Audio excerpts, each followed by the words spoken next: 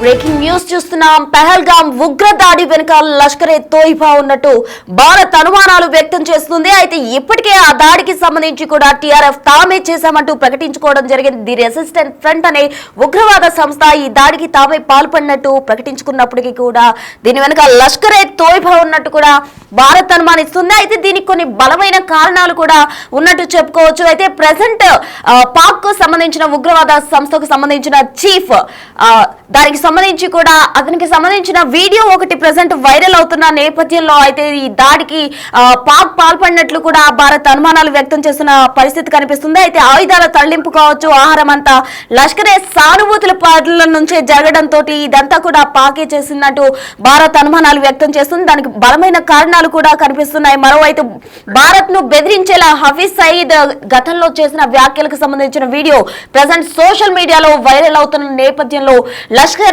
తోయిబా సంస్థ ఏదైతే టీఆర్ఎఫ్ ఉందో అది లష్కరే తోయిబా సంస్థకు అనుబంధ సంస్థే కాబట్టి దీని వెనకంతా కూడా హఫీజ్ సయీద్ ఉన్నాడంటూ కూడా భారత్ అనుమానాలు వ్యక్తం చేస్తుంది. అయితే దీనికి సంబంధించి తాజా అప్డేట్స్ అందించేందుకు మా ప్రతినిధి శివ సిద్ధంగా ఉన్నారు. అక్కడ స్పాట్ నుంచి శివ. రైట్ ప్రస్తుతం ఏదైతే ఉగ్రదాడి జరిగిందో పెహల్గావ్ నుంచి 6.5 కిలోమీటర్ల దూరంలో ఉన్న బైసరన్ ఏదైతే ప్రాంతం ఉందో ఆ ప్రాంతానికి బిగ్ టీవీ వెళ్లే ప్రయత్నం చేస్తుంది. ప్రజెంట్ మనం పెహల్గావ్ నుంచి బైసరన్ మధ్యలోనే ఉన్నాం. మనం ప్రజెంట్ 3 కిలోమీటర్ల దూరం వచ్చి మరో 3 కిలోమీటర్లు వెళ్తే స్పాట్కు వెళ్ళబోతున్నాం. అయితే ప్రధానంగా ఇప్పుడు ఏదైతే కాల్పులు జరిపిన ఉగ్రవాద సంస్థ ఏదైతే ఉందో TRF the front resistance force దానికి సంబంధించి బ్యాక్ ఎండ్గా లష్కరే తోయిబా ఉంది అనేది ప్రధానంగా నిర్ధారణ అవుతుంది. ప్రజెంట్ మనం చూస్తే ఏదైతే ఉగ్రదాడి జరిగిన ప్రాంతం మనం చూస్తున్నాం. ఇక్కడ కాలినడకన వెళ్లేందుకు చాలా ఇబ్బందులు ఎదుర్కొంటూ ఉంటారు. ఈ నేపథ్యంలోనే గుర్రాలను ఆశ్రయించి పైకి వెళ్తారు. ఇక మొత్తం ఈ ఆహ్లాదకరమైన వాతావరణాన్ని ఆస్వాదించేందుకు పర్యాటకులు ఎక్కువగా ఇక్కడికి వస్తూ ఉంటారు.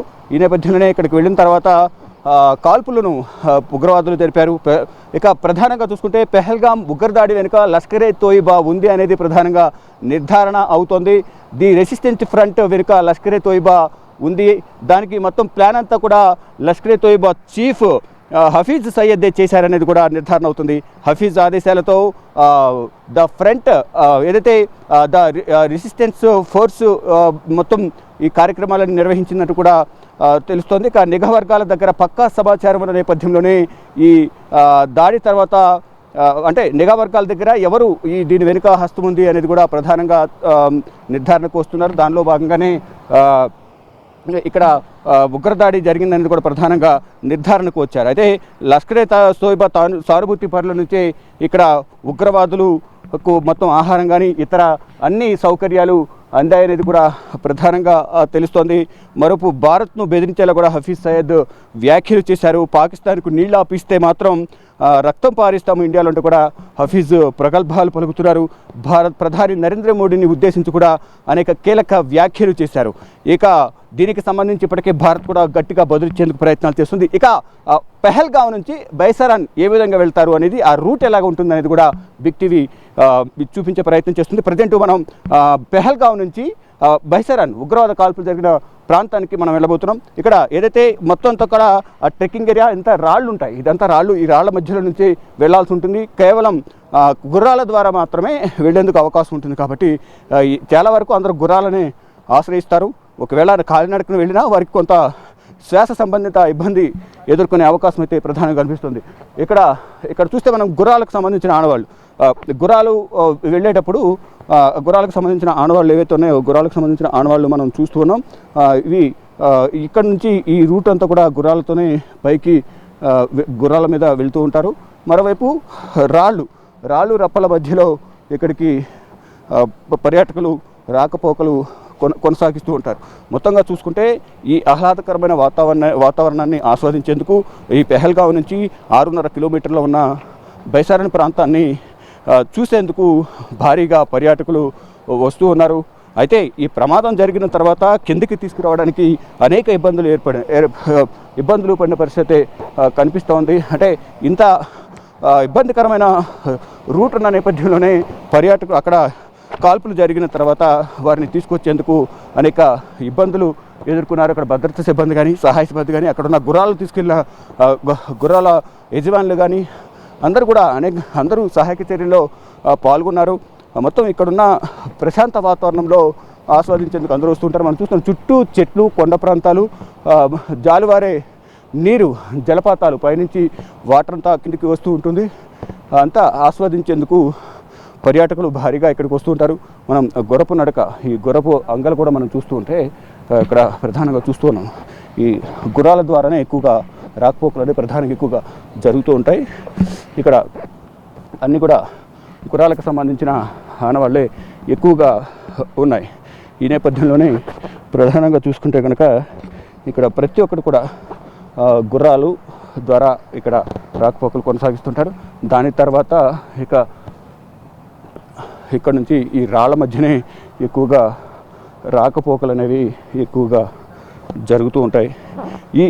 మొత్తం ఎంత కష్టమైనా సరే ఈ పర్యాటక ప్రాంతాలను తిలకించాలి అనేది కూడా పర్యాటకులు భావిస్తుంటారు. ఈ నేపథ్యంలోనే భారతదేశం నుంచే కాకుండా ఇతర ప్రాంతాల నుంచి కూడా ఈ సుందరమైన ప్రదేశాలను తిలకించేందుకు భారీగా పర్యాటకులు ఇక్కడికి తరలి వస్తుంటారు. దానిలో భాగంగానే రోజుకు దాదాపు ఈ కొండ ప్రాంతంపైకి ఏదైతే మనం వెళ్తూ ఉన్నామో, బిగ్ టీవీ స్క్రీన్ మీద చూస్తూ ఉన్నామో, ఈ నడకదారి ద్వారానే దాదాపు పైకి బైసర్ అనేది పర్యాటక ప్రాంతం ఉందో, ఉగ్రవాదులు కాల్పులు జరిపిన ప్రాంతం ఏదైతే ఉందో ఆ ప్రాంతానికి కాలినడక ద్వారానే మరోవైపు గుర్రాల మీద ఎక్కువగా వెళ్తూ ఉంటారు. దాదాపు 4,000 మంది, 3 నుంచి 4,000 మంది ఆ బైసరాన్ ప్రాంతంలోనే ఎక్కువగా ఉంటారు. కానీ కాల్పులు జరిగిన సమయంలో అందరూ పార్కింగ్ ఏరియాలోనూ, అక్కడ ఫుడ్ కోర్టు ఉంటే ఆ ఫుడ్ కోర్ట్లో అల్పాహారం సేవించేందుకు అందరూ కూడా అక్కడికి వెళ్ళారు. చాలామంది నిన్న శ్రీనగర్ వచ్చిన తర్వాత శ్రీనగర్ ఎయిర్పోర్ట్లో కూడా బిగ్ టీవీతో ఇక్కడికి వచ్చిన పర్యాటకులు కొంతమంది మాట్లాడారు. మేము కూడా అదే ప్రాంతంలో ఉన్నాము, కానీ మ్యాగీ తినేందుకు మా కుమార్తె మ్యాగీ అడిగింటే ఆ మ్యాగీ తినేందుకు ఆగాము. లేకుంటే మ్యాగీ కోసం ఆగపోతే మేము కూడా ఈ ఉగ్రవాదుల కాల్పులో ప్రాణాలు కోల్పోవాల్సిన పరిస్థితి వచ్చేది అంటూ కూడా వారు చెప్తున్నారంటే వారి ప్రాణాలను మ్యాగీ కాపాడిందనే ప్రధానంగా చెప్పాలి. ఇక మొత్తం ఈ ప్రాంతం అంతా ఏదైతే మనం చూస్తున్నాం బిగ్ టీవీ స్క్రీన్ మీద, వెళ్తున్న దారి పొడవునా కూడా ఇదే విధంగా రూట్ అనేది ఉంటుంది. దారి పొడవునా ఈ రూట్ గుండానే గుర్రాల మీద వెళ్తూ ఉంటారు. మ్యాక్సిమం అందరూ కూడా గుర్రాలని ఆశ్రయిస్తుంటారు. ఎంత పెద్ద హైటు అంతా వెళ్తున్న కొద్దీ అప్పు కాబట్టి చాలా ఇబ్బంది ఉంటుంది. కొంత ఎవరైనా ఆస్తమా పేషెంట్లు కానీ శ్వాస సంబంధిత వ్యాధుల సంబంధించి పేషెంట్లు ఉన్న, హార్ట్ ప్రాబ్లం ఉన్న వారున్నా చాలా ఇబ్బంది ఎదుర్కొనే అవకాశం అయితే ప్రధానంగా కూడా ఈ రూట్ చూస్తుంటే కనుక మనకి ప్రధానంగా అర్థమవుతుంది.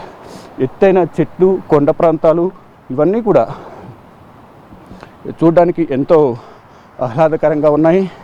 ఈ చెట్లు కానీ, ఈ కొండ ప్రాంతాలు, లోతైన ఈ కొండల మధ్యలో నుంచి జాలువారే జలపాతాలు ఇవన్నీ కూడా చూస్తుంటే కనుక ఎంతో ఆహ్లాదకరంగా ఉంటుంది. కేవలం ఒక పెహల్గామే కాదు, ఈ చుట్టుపక్కల ఉన్న పుల్వామా కానీ, అనంతనాగ్, బైసరాన్, జమ్మూ కాశ్మీర్, డాల్ లేక్ ఈ పర్యాటక ప్రాంతాలకు ఎక్కువగా ప్రజలు భారీ సంఖ్యలో తరలి వస్తూ ఉంటారు. ఇక ఈ కాల్పులు జరిగిన తర్వాత ఏదైతే ఈ పెహల్గాం కానీ చుట్టుపక్కల ప్రాంతాలన్నీ కూడా పర్యాటక రంగం అనేది కంప్లీట్గా కుంటుపడింది. ఈ నేపథ్యంలోనే ఇప్పుడు అంతా నార్మల్ పొజిషన్లో ఉంది. అందరూ రావచ్చు అంటూ కూడా ఇక్కడున్న ప్రజలైతే అందరికీ ఆహ్వానం పలుకుతున్నారు. అందరూ కూడా ఏదైతే శ్రీనగర్ కానీ, జమ్మూ కాశ్మీర్ ప్రజలందరూ కూడా ఈ పర్యాటక రంగం మీదే ఆధారపడి వారు జీవనం సాగిస్తూ ఉంటారు. గత 4 రోజుల నుంచి పర్యాటకులు రాకపోవడంతో వారి జీవన ఆధారం పోయినట్లే అంటూ కూడా వారు కన్నీటి పర్యంతమైతే అవుతున్నారు. ఇక టూరిస్టులు కానీ, మరోవైపు ఏదైతే ట్రావెల్స్ యజమానులు, ట్యాక్సీ ఓనర్లు వీరందరూ కూడా కార్లను పార్కింగ్కే పరిమితం చేసి ఇంటి దగ్గర ఎదురు చూస్తున్న పరిస్థితి కనిపిస్తుంది. ఎప్పుడు పర్యాటకులు వస్తారా, వారి ద్వారా మాకు ఆదాయం వస్తుందంటూ కూడా అందరూ భావిస్తూ ఉన్నారు. దాంట్లో భాగంగా పర్యాటకులు రావచ్చు, ఎటువంటి ఇబ్బంది ఉండదంటూ కూడా కాశ్మీర్ ప్రజలు, శ్రీనగర్ ప్రజలు చాలా మంచివాళ్ళు. కానీ ఉగ్రవాదులు ఎవరో మాకు తెలియదు, కానీ వాళ్ళు వచ్చి మా జీవితం మీద దెబ్బ కొట్టారంటూ కూడా వారంతా ఆవేదన వ్యక్తం చేస్తున్న పరిస్థితి అయితే కనిపిస్తోంది. ఇంకా వెళ్ళిన కొద్దీ ఇంతే ట్రెక్కింగ్ ప్రాంతం ఇలాగే ఉంటుంది. ఈ నేపథ్యంలోనే ఆ కాల్పులు జరిగిన తర్వాత సహాయక చర్యలు కూడా చాలా ఇబ్బంది ఏర్పడిన నేపథ్యంలో ప్రతి ఒక్కరు కూడా వారికి తోచిన సహాయం అనేది చేసిన పరిస్థితి కనిపిస్తూ ఉంది. మొత్తం ఇంకొక 2.5 కిలోమీటర్స్ అనేది పైకి వెళ్ళాల్సిన పరిస్థితి అయితే కనిపిస్తోంది. వెళ్ళిన దారి పొడవునా ఇలా ఉంటుంది. ఇంకా వెళ్ళిన కొద్దీ అప్పు ఉంటుంది కాబట్టి అందరూ కూడా గుర్రాలను ఆశ్రయిస్తారు. ఇక ఈ ఉగ్రవాదులు ఎవరైతే కాల్పులకు పాల్పడ్డారో వారికి సంబంధించిన ఇల్లు కూడా కూల్చేసినట్టుగా తెలుస్తుంది. నిన్న 2 ఇళ్లను కూల్చేశారు. మళ్ళీ మరొక 2 ఇళ్లను కూడా కూల్చేసినట్టుగా కూడా తెలుస్తోంది. కొంతమంది అనుమానితుల ఊహా చిత్రాలను విడుదల చేసి వారికి సంబంధించిన సమాచారం ఇస్తే, వివరాలు అందిస్తే కనుక 20 లక్షల రూపాయలు రివార్డ్ ఇస్తామంటూ కూడా జమ్మూ కాశ్మీర్ ప్రభుత్వం ఒక ప్రకటన కూడా విడుదల చేసింది. ఈ నేపథ్యంలోనే నిన్న ఒక మహిళ కూడా అనుమానితులు ఉన్నారని కూడా సమాచారం ఇచ్చిన నేపథ్యంలో నిన్న 2 ఇళ్లపైన కూడా ఆర్మీ సెర్చ్ ఆపరేషన్ నిర్వహించి సోదాలు నిర్వహించారు. డ్రోన్ కెమెరాల ద్వారా వారందరినీ కూడా పట్టుకునేందుకు ప్రయత్నం చేసినప్పటికీ కూడా ఆ ఇళ్లలో ఎటువంటి ఆధారాలు దొరకలేదు. అంటే ఏమైనా మారణాయుధాలు ఉన్నాయా, తుపాకులు ఉన్నాయా, వారు వినియోగించింది కూడా కాల్పుల్లో ప్రధానంగా AK-47 గన్లను ఉపయోగించి నిన్న కాల్పులకు తెగబడ్డారు. మొత్తంగా చూసుకుంటే మనం చూస్తున్న గుర్రానికి సంబంధించిన ఆనవాళ్ళు కూడా, ఈ గుర్రాలు ఏవైతే పైకి తీసుకువెళ్తూ ఉంటాయో దానికి సంబంధించిన ఆనవాళ్ళను కూడా మనం ఇక్కడ చూడొచ్చు. మొత్తంగా చూసుకుంటే గుర్రాల ద్వారా వెళ్ళడానికి మాత్రమే అవకాశం ఉంటుంది. ఇవన్నీ కూడా గుర్రాలకు సంబంధించిన ఆనవాళ్ళు. ఇదంతా కూడా చూస్తుంటే కొండ ప్రాంతం. వెనుక ప్రజెంట్ మనం చూస్తున్నది కింద డౌన్లో ఏదైతే హౌజెస్ కనిపిస్తూ ఉన్నాయో అదంతా కూడా పెహల్గామ్ డౌన్ అనమాట. ఇదంతా పెహల్గామ్ డౌన్.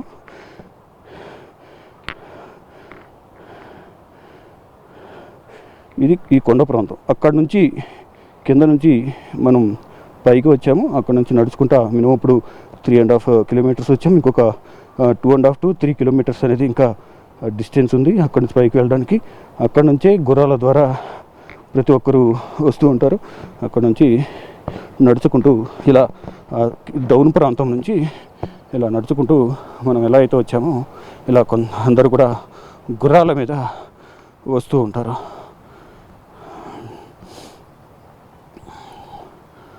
ఇదంతా కూడా వెళ్ళిన కొద్దిగా ఇలా అప్పు ఏరియా ఉంటుంది. మొత్తం కూడా ఇలాగే పైకి వెళ్ళేందుకు దారి ఈ విధంగానే ఉంటుంది. మొత్తం చూసుకుంటే ఇటువంటి పర్యాటక ప్రాంతాన్ని సందర్శించేందుకు పర్యాటకులు ఎక్కువగా ఇష్టపడుతూ ఉంటారు. దానిలో భాగంగానే ఈ పర్యాటక ప్రాంతానికి దేశం నలుమూల నుంచి కాకుండా ప్రపంచ దేశాల నుంచి కూడా ఈ పర్యాటకులు ఎక్కువగా వస్తుంటారు. ఇక ఈ కాల్పులు జరిగిన తర్వాత పర్యాటకులు చాలా వరకు కంప్లీట్గా ఉన్నవారు వెళ్ళిపోవడం, కొత్తవారు రాకపోవడంతో పర్యాటక రంగం అనేది కంప్లీట్గా ఇక్కడ జమ్మూ కాశ్మీర్ కానీ ఇటు శ్రీనగర్, పహల్గామ్ ప్రాంతాలకు పర్యాటకులు ఎవరు రాకపోవడంతో ఇక్కడ ఉన్న ప్రజలు, ట్రావెల్స్ ఓనర్స్ కానీ, హోటల్ ఓనర్స్ కానీ అందరు గుర్రాలకు సంబంధించి ఓనర్స్ అందరూ కూడా చాలా ఇబ్బందులు పడుతున్నాము, పర్యాటక రంగంపై మేము ఆధారపడి ఉన్నామంటూ కూడా వారందరూ చెప్తున్న పరిస్థితి కనిపిస్తూ ఉంది. మరి కాసేపట్లోనే అంటే మరొక 3 కిలోమీటర్స్ 2.5 to 3 కిలోమీటర్స్ వెళ్తే స్పాట్కి వెళ్తాం. అక్కడికి వెళ్ళి మరిన్ని వివరాలు బిగ్ టీవీ ఎప్పటికప్పుడు మీకు అందిస్తుంది. Prasuna. Right Shiva, thank you. అయితే మొత్తంగా పహల్గామ్ లో ఏదైతే ఉగ్రదాడి జరిగిందో ఆ ప్రదేశానికి వెళ్లేందుకు కూడా బిగ్ టీవీ సాహసించింది. అయితే మా ప్రతినిధి శివ అక్కడికి వెళ్లి అక్కడ ప్లేస్ నంతా కూడా ఎక్స్ప్లెయిన్ చేయడం జరిగింది. ఏ విధంగా ఉగ్రవాద దాడి ఏదైతే ప్లేస్ లో జరిగిందో అక్కడ పరిస్థితులు ఎలా ఉన్నాయి, అక్కడికి ఎలా ట్రావెల్ చేస్తారు అని బైసరన్ ప్రాంతానికి కూడా వెళ్లడం జరిగింది. మొత్తంగా అయితే పహల్గామ్ దాడికి సంబంధించి కూడా భారత్ అయితే లష్కర్ ఏ తోయిబా సంస్థ అయితే అనుమానం వ్యక్తం చేస్తున్న పరిస్థితి కనిపిస్తుంది. అయితే హఫీజ్ సయీద్ చేసిన వ్యాఖ్యలు ఒకసారి చూద్దాం. पाकिस्तान का पानी रोकेंगे, कश्मीर के अंदर डैम बना के तुम पाकिस्तान के पानी को रोकोगे। और मोदी तू चाहता है, और मोदी तू चाहता है कि तू ढाका में खड़ा होकर ढाका यूनिवर्सिटी में यह कहे कि मशरकी पाकिस्तान को हमने तोड़ा, बांग्लादेश हमने बनाया, रत हमने बहाई, खून कहता, मोदी कहता खून मैंने दिया और तू वहां ये बकवास करे और कहे कि हाफिज सईद चुप रहे और मैं चुप नहीं रहूंगा, तेरी जुबान इंशाअल्लाह हम खींच के रहेंगे।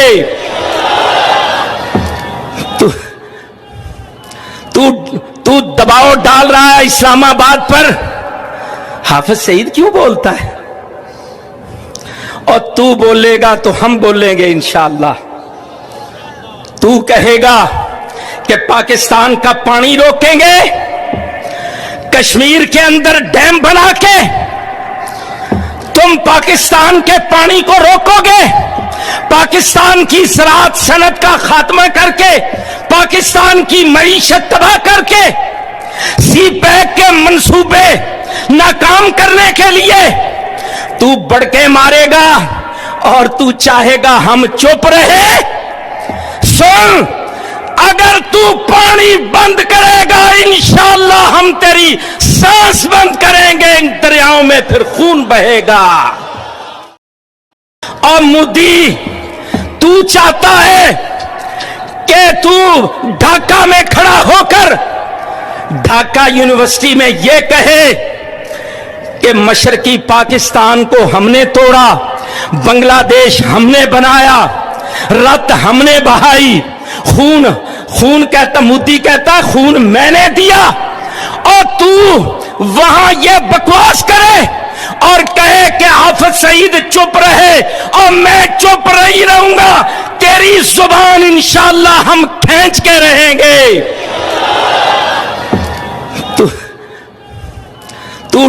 तू दबाव डाल रहा है इस्लामाबाद पर, हाफिज सईद क्यों बोलता है?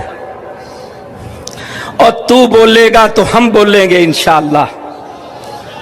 तू कहेगा कि पाकिस्तान का पानी रोकेंगे, कश्मीर के अंदर डैम बना के तुम पाकिस्तान के पानी को रोकोगे, पाकिस्तान की ज़राअत सनत का खात्मा करके, पाकिस्तान की मईशत तबाह करके, सी पैक के मंसूबे नाकाम करने के लिए तू बढ़ के मारेगा और तू चाहेगा हम चुप रहे। सुन, अगर तू पानी बंद करेगा इंशाअल्लाह हम तेरी सांस बंद करेंगे, इन दरियाओं में फिर खून बहेगा। సో విన్నారు కదా హఫీజ్ సయీద్ చేసిన వ్యాఖ్యలు. ఈ వ్యాఖ్యలే కాశ్మీర్ లో జరిగిన ఉగ్ర దాడికి లష్కర్ ఎ తోయిబా సంస్థే ప్రధాన కారణం. దీని వెనుక హఫీజ్ సయీదే ఉన్నాడు అన్నదానికి ప్రధాన ఆధారంగా కనిపిస్తోంది.